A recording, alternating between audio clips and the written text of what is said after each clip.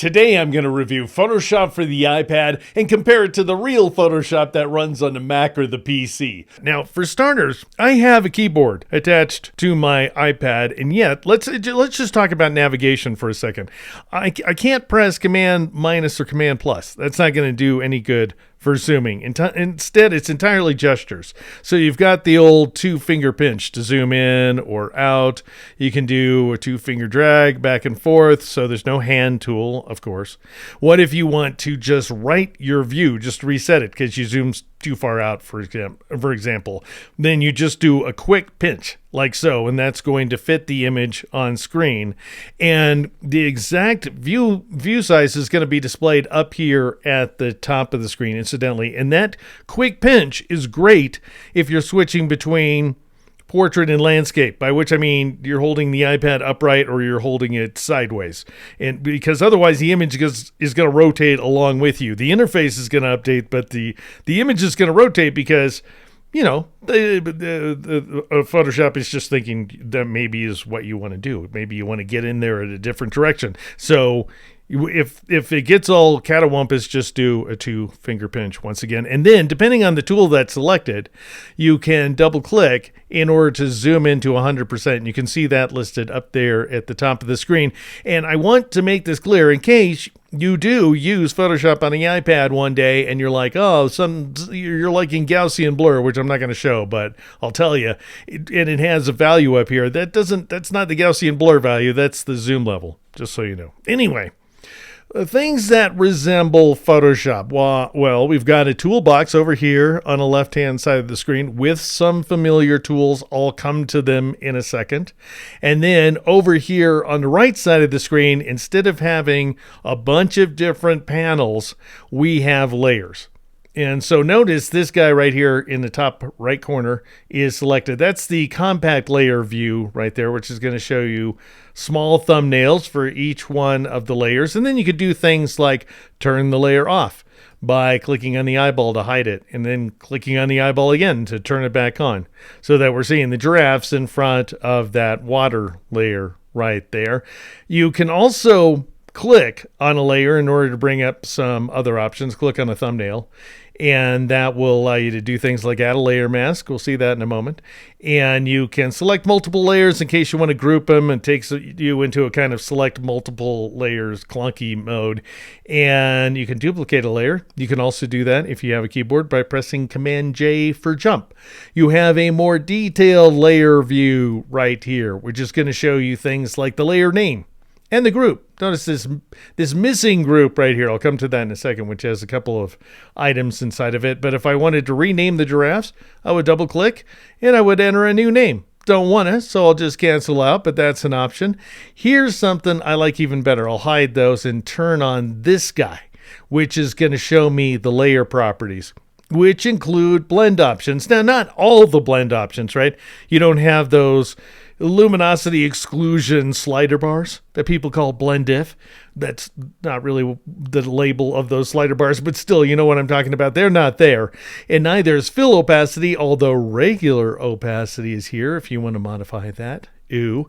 And ooh, like, I mean, that's cool, ooh. And then blend modes.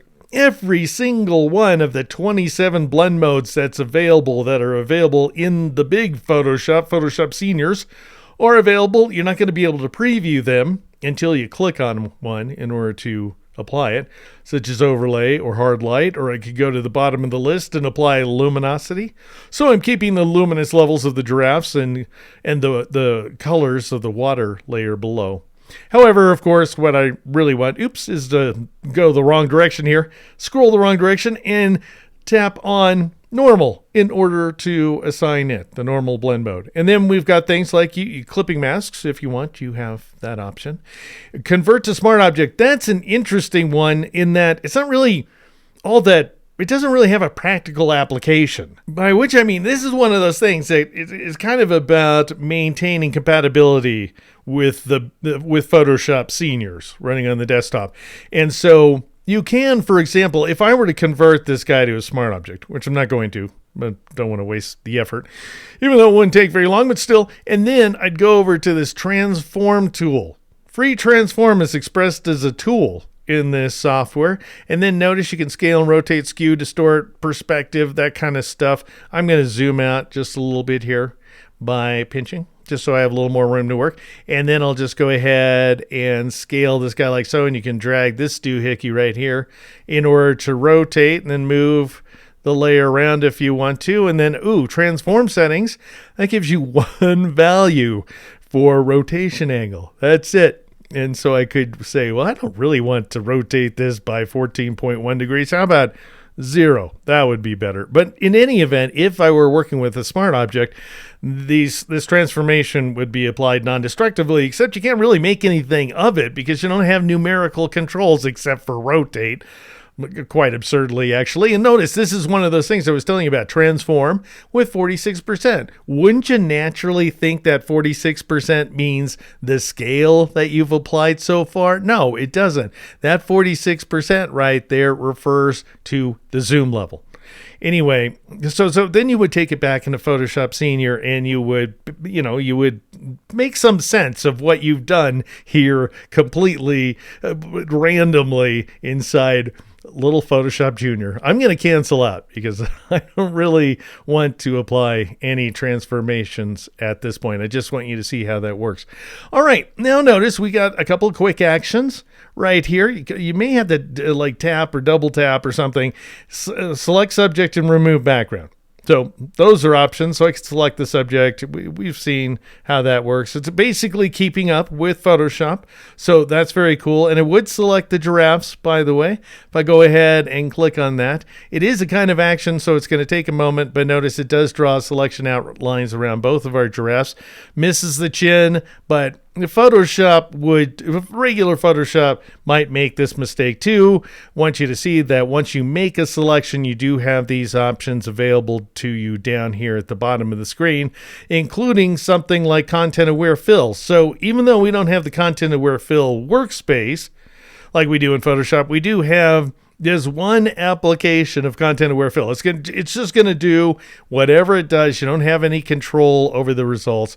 And in my case, it went ahead and got rid of the giraffes. Wow, did a pretty good job too, except for this spot in the top right corner. I'll undo that change. If you've got a keyboard, that's Command Z, Control. Oh, no, I don't need to say Control Z on a PC. There is no such thing as Control Z with a PC with an iPad. Notice we also have undo and redo up here. And then you've got some other things that are available to you, such as, let's deselect for now, shall we? And let's reset the zoom a little bit with a quick pinch. I also want you to see these guys. Effects and smart filters right here. And so if I bring up effects, I want you to notice that it's telling me this feature isn't supported on mobile devices yet. This has actually been what this thing has said for the last 3 years. They've had this just ready and waiting for layer effects one day to show up.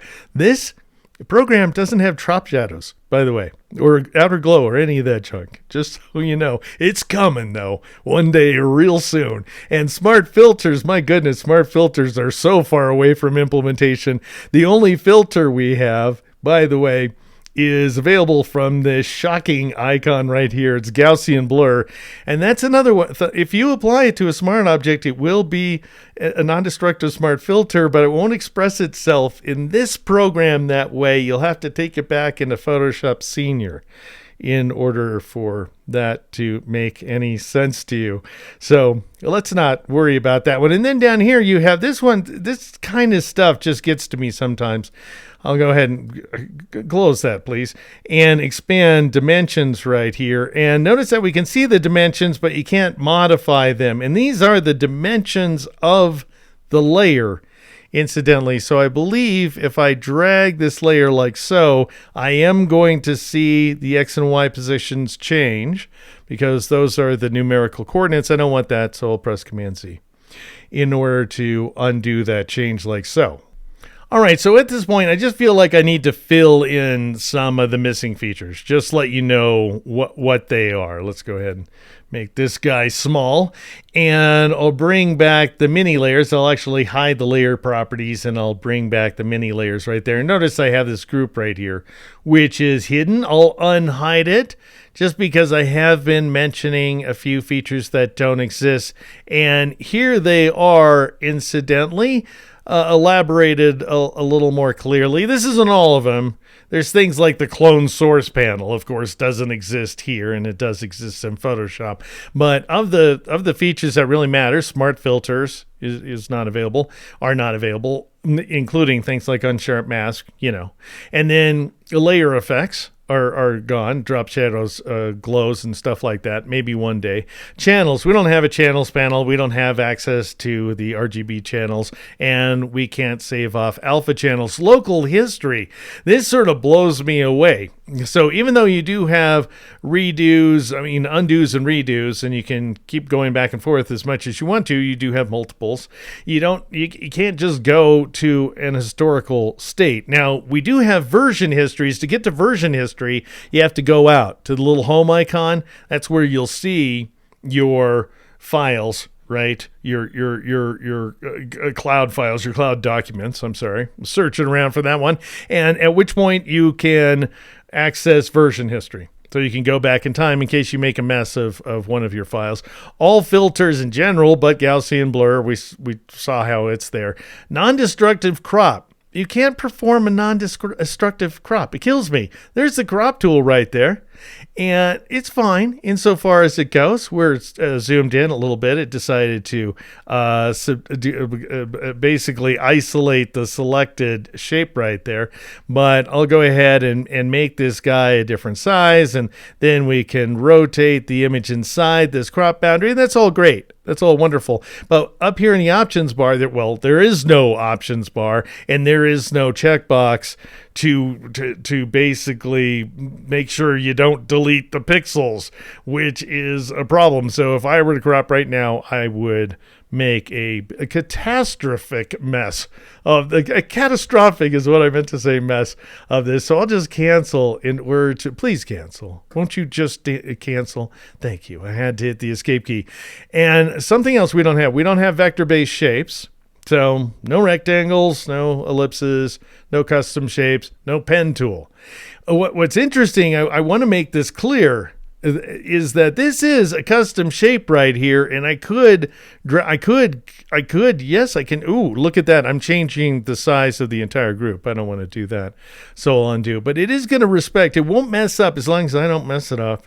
It won't mess up that vector-based shape that I created inside Photoshop Senior, but nor can I create a custom shape. So let's get the heck out of this transform mode here, which can really bite you. I think the transform mode is a greedy feature inside Photoshop for the iPad. It's constantly trying to do things to your stuff, to your layers. And, think about how often you really want to transform a layer. Not every time you go to it.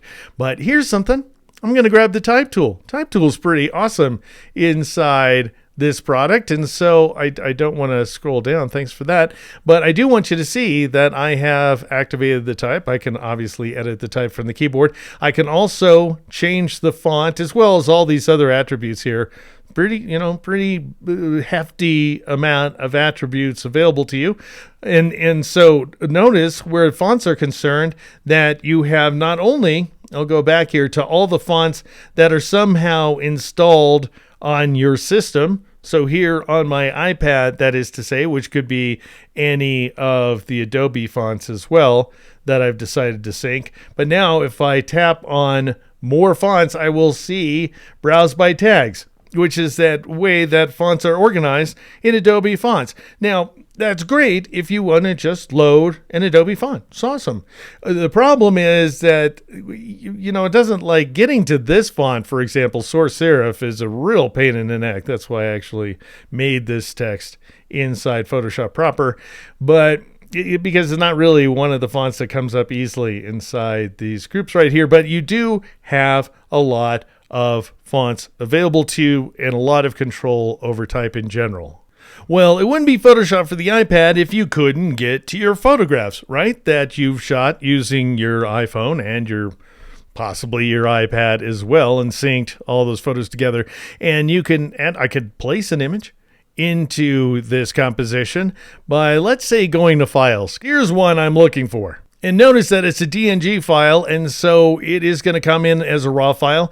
And I have all of these controls right here, basically Lightroom-like controls that are at work inside Photoshop for the iPad. Hey, developing raw images is one of the newer features in Photoshop for the iPad, and it works great. Want to learn more? Then go to my Patreon, which is patreon.com/geeknow. And now, back to the iPad. All right, so after making any adjustments I like, I can click Done right there, or tap it if I prefer, and then bring it into my composition. It doesn't really make any sense in terms of this composition, so I'm just going to go ahead and cancel that placement. And let's try something else here. I'll back out of my group, and I'll hide that group as well, and I'll go to my giraffes and give them a quick pinch here in order to center the display.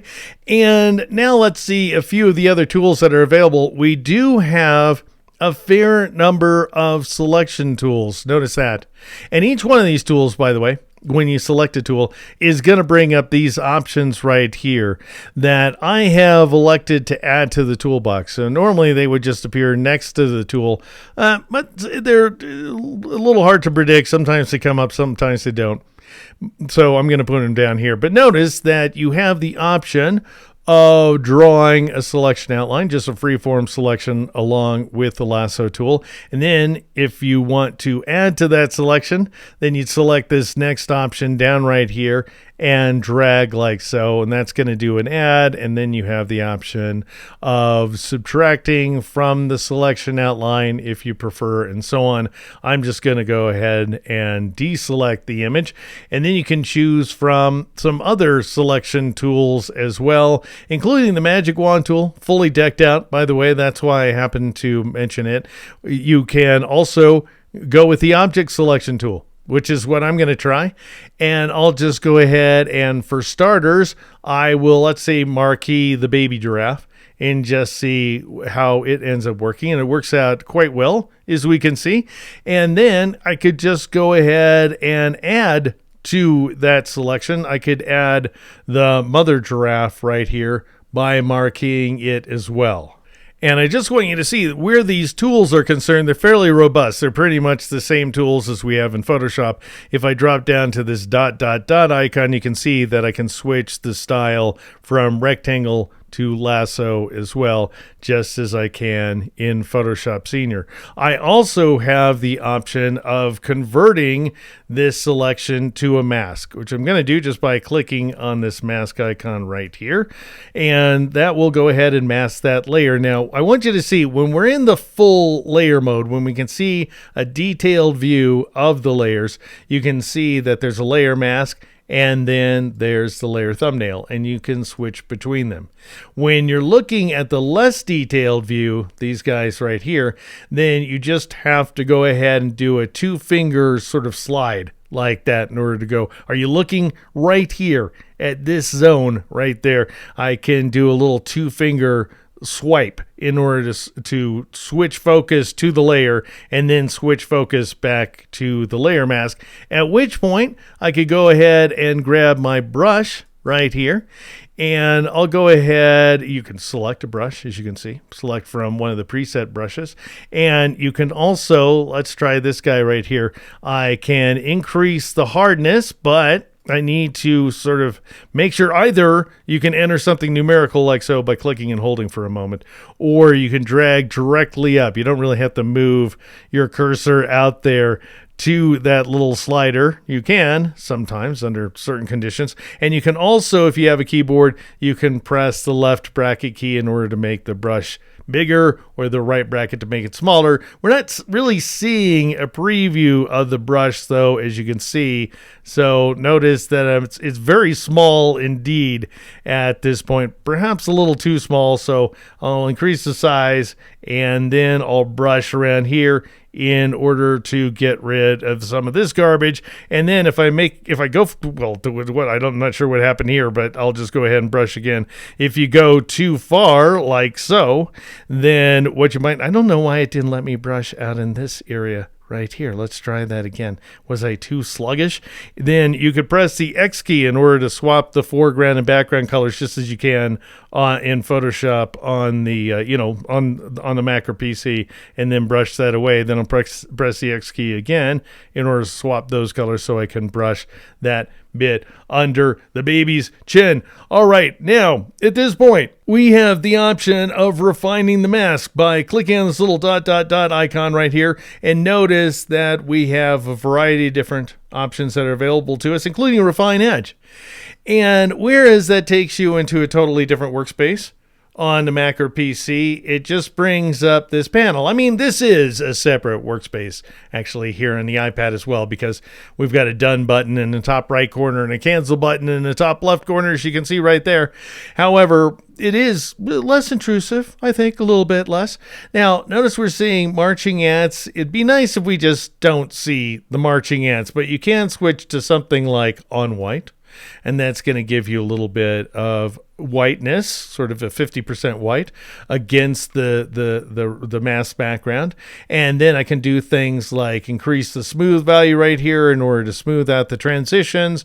I could add a little bit of an edge radius, an edge detection radius, that is, in order to reevaluate things like the hair in the mohawk on the baby's head right there. And then you could shift the edge inward if you wanted to make whatever modifications you like, and then go ahead and click done in order to apply those changes to the layer mask, of course. And then I want you to see something. I'll go ahead and hide this image, the giraffes, for a moment. I want you to see that we do have this little boat in the background. I don't want it. And so we have all kinds of retouching tools, by the way. So we've got things like, there's the dodge tool, but not only dodge, burn, sponge, which are available in that same slot, from that same tool slot in Photoshop Senior. But then we've got smudge, which I love. I would miss smudge if it weren't here. So you can smudge your mask around in order to make some changes. But we also have the spot healing brush, and we've got the standard healing brush as well as the clone stamp. I'm just going to grab the spot healing brush here. So some things we have, some things we don't. And I'll increase the size of my brush cursor, even though I can't see it. And then I'm brushing on the wrong layer. That's what it's saying right there, is that the target layer is hidden. So I'll just go ahead and click on the layer that I want to target, which is this guy instead. And now I'll just go ahead and brush awkwardly across this boat like so. And ultimately, I will end up getting rid of it. Okay, not great. So you know what I'm going to do?